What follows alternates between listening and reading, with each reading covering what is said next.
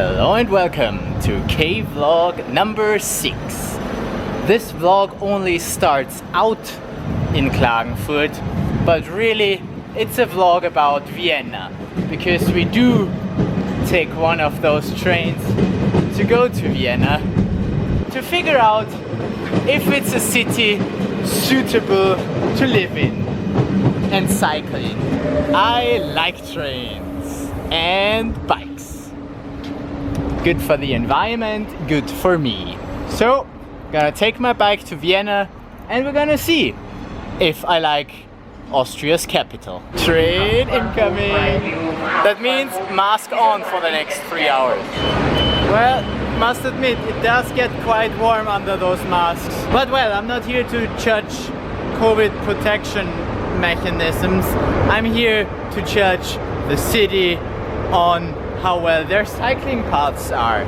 So let's cycle. And what I can tell so far, the cycling paths here in Vienna, pretty nice, or pretty okay, pretty decent. But I'm just going slow. I'm not yet speeding, because with that thing, let's go. Alright, first impression, cycling in Vienna. There are cycling paths, but as with most Austrian cities, there's always just one cycling path for like a street. In Munich, I'm used to there being a cycling path on the left side of the street and on the right side of the street for that one direction. Here in Austria, it's usually just one for both directions, and it's also not particularly big, so it's already challenging if there's somebody coming the opposite way and then there's a pedestrian walking very close on the sidewalk with like half their body already on the cycling path. I already had like a little bit of fear that I would hit something or someone, but I guess you get used to that. Also, people don't stop at red lights apparently, so I stopped and then like 5 people left and right of me were just going over the street, and I was like, okay, apparently you don't stop at red lights if you're a cyclist, good to know. But you know, with such small cycling paths, it's really hard to take over if there's somebody slow in front of you because they're either like not fit, old, or have a huge ass backpack with them. I mean, the ride is quite nice. I don't encounter any people who are going slower than me, so seems like Vienna, everybody is a bit in a rush. I never have a problem of knowing where I am allowed to cycle and where not. It's pretty obvious everywhere, pretty nicely indicated. Sometimes it's a bit confusing coming from there, wanting to go there, how to get there. But I guess that gets better once you know the city. Gotta get to know the city, I guess. But so far I don't really see a reason why not cycling in Vienna. I mean, if I can do it even with that big of a backpack, I guess it's doable. To conclude first impression, I give Vienna cycling paths an 8 out of 10. It's nice. On the entire way here, I never had to go on one of those main streets. There's always a cycling path, if also it might be small, but there is one. Welcome to the very south of the Donauinsel. Because, I mean, while we're in Vienna, we decided to cycle all the way down to check out, not inner city cycling paths. And for the first time ever, I experienced what it's like to be in the wind protection of other guys. That really makes a big difference. Hello! Hey. If I knew that we would do this, then I wouldn't have done leg day yesterday. Uh-huh.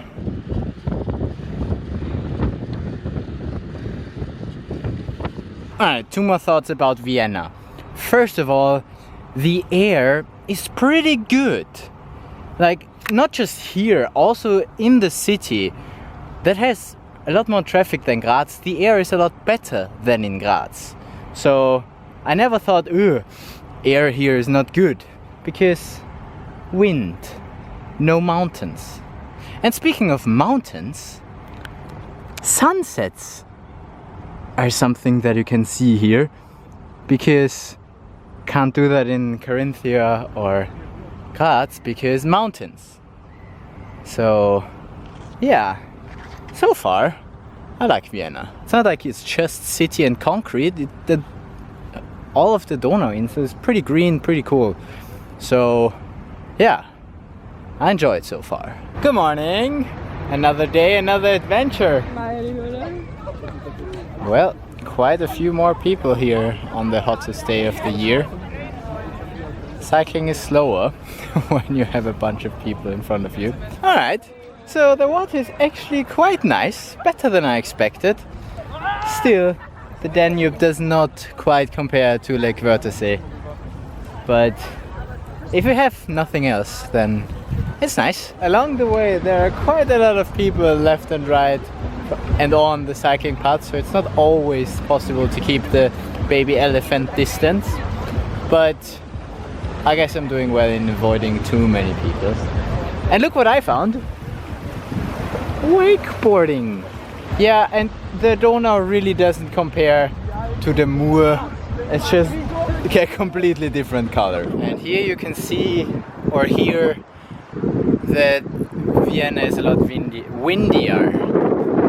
But it was really nice chilling here, and like you can totally cycle everywhere. Like, I mean, it takes longer, yeah, but it's nice.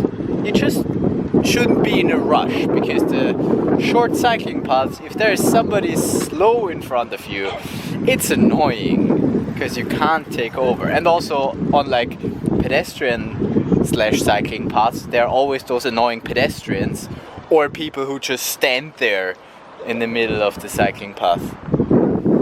I mean,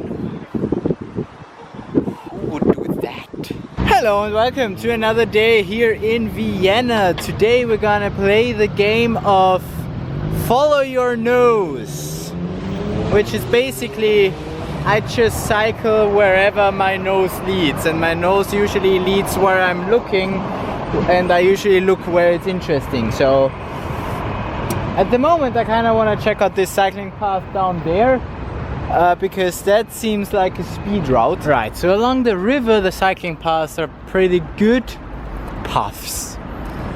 You have separate sections for cyclists only, you know, to go the fast way down there, shortcut, and there's barely any traffic at all. I also checked out the inner city lanes, and there was traffic, but definitely not as much as say during rush hour. And like I can go anywhere really. I just want to point there and there will be a cycling path there, so that's pretty cool. The only criticism I have against Viennese cycling paths is that they're pretty narrow. I mean, they're on both sides, but they're both ways on both sides of the streets, which makes them pretty narrow. So if there's a lot of people on the streets, then that's annoying. I mean, during the day it's fine, even on a nice day like this, but during rush hour that could be a problem.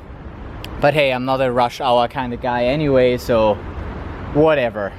Okay, let's do we go back or do we continue here? Let's continue here for another bit. And suddenly we've left Vienna. This is the very spot where Vienna becomes Lower Austria. There we have it. So 2 days ago we cycled to the southeastern end of Vienna, and that took us like 45 minutes. And today I cycled to the northwestern end of Vienna, and that took me an hour. But I also did like sightseeing before. The advantage of doing my sightseeing tour on the bike is that I keep distance to all the tourists who are on the pedestrian path, because I'm on the road. And suddenly we're at the Stephansdom. Just so you believe me that I'm actually in Vienna. And then I got lost. Okay, it seems like I've reached a dead end. Because I don't want to cycle upstairs. And I certainly don't want to swim or climb a fence. So turn around. I also didn't take the most efficient route, so I could totally do that in 45 minutes as well. And back in the city in less than half an hour. Easy, easy. My point is, if I can cycle in 1.5 hours from one end of Vienna to the other end of Vienna, then I can cycle anywhere in Vienna. So it's a myth that Vienna is too big a city to cycle in. I mean, of course it might take you longer to get where you want to go than if you compare it to a smaller city like Graz, but still, I guess if I live somewhere close to the center, I can get anywhere within, you know, 3/4 of an hour, and that's fine. That's comparable to Munich, and Munich was no problem whatsoever. Another very important thing to talk about when it comes to cycling in a city is cycling spots to park your bike. And in Vienna there seem to be a lot of those. Like, so far whenever I wanted to park somewhere, I found one of those racks to put my bike to. In Munich that was a lot worse. In Munich you had to park your bike, you know, at a wall, at the building, or at like a lamppost or something.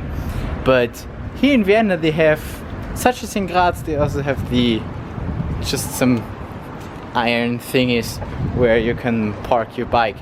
And now, just because there are a lot of them does not mean that it's enough, because sometimes they are full, such as here, which is where I wanted to park first. But then I went literally a few meters down and I found another spot where I can park nicely and lock myself on to something, because you don't want to have your bike just locked but free to move. Yes. And so we can go eat at vegan restaurants now. To check out even more directions, I cycled to a point in the southwest of Vienna from city center, and that took me 50 minutes. Midday sun. In the beginning I had a problem. Another problem of cycling in Vienna is that you spend like half the time that you're cycling waiting at red traffic lights, because there are no like straight ahead cycling only paths with no traffic lights. It's always waiting, and you wait quite long. That's really frustrating if you want to be somewhere. But well, at least there are pretty crosswalks. Further out we don't have the problem with the traffic lights anymore, but therefore also the cycling paths, and so I need to go on the real streets with the real cars. But at that time of the day it's fine. I still feel safe. Yeah, not having a continuous cycling path all the way slows you down, but still within an hour you can reach basically any place. Well, at least the view is good from up here. And the air, ah, so clean. Also further out there are longer waiting times at lights. And also in the afternoon it's freaking hot. Still prefer cycling. If I would have gone here with public transport it would take me an hour, so I don't really win anything.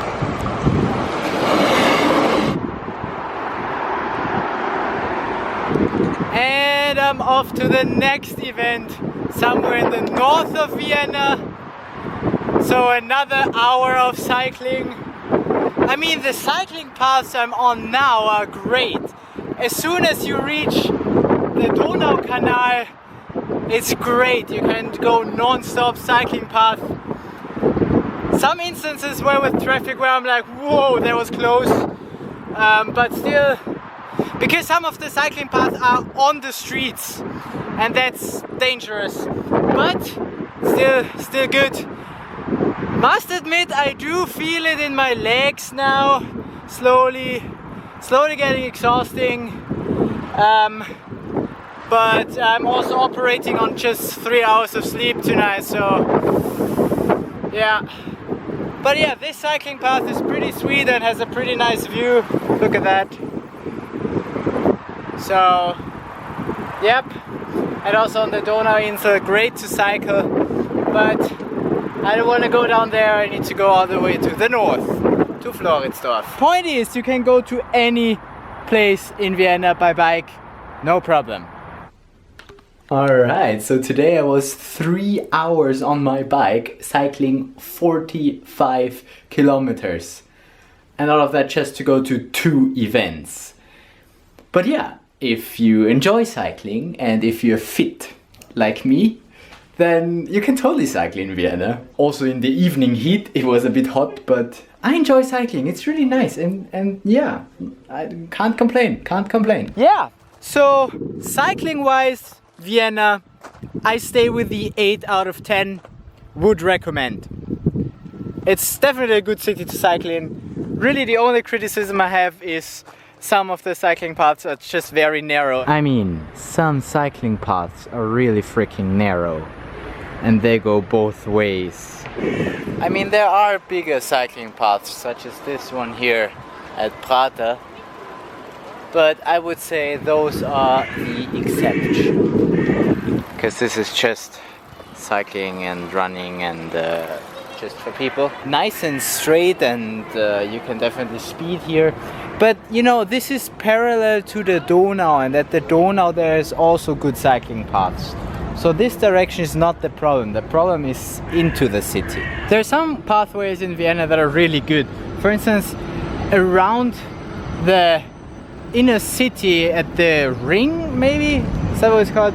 There are pretty decent wide cycling paths like this. But then you have spots in there that are pretty dangerous, such as this one. I mean, that's a two-way ride, right? So come in here, cycle here. See, and if you have traffic in both directions, that's a spot that is pretty dangerous. But otherwise this pathway is pretty nice. And if you know about it, then you can be careful here, so it's fine. And just for completeness, we also went to the northern end of the Donauinsel. Ah, it's not hot at all. And there they go again. I really like this. Rotate down and rotate up. That's gonna be the same on the other side where we go down. Like it. This is the part that is really fun. Okay, can't get too far away. I need to catch up. So Vienna is definitely a good city to cycle in.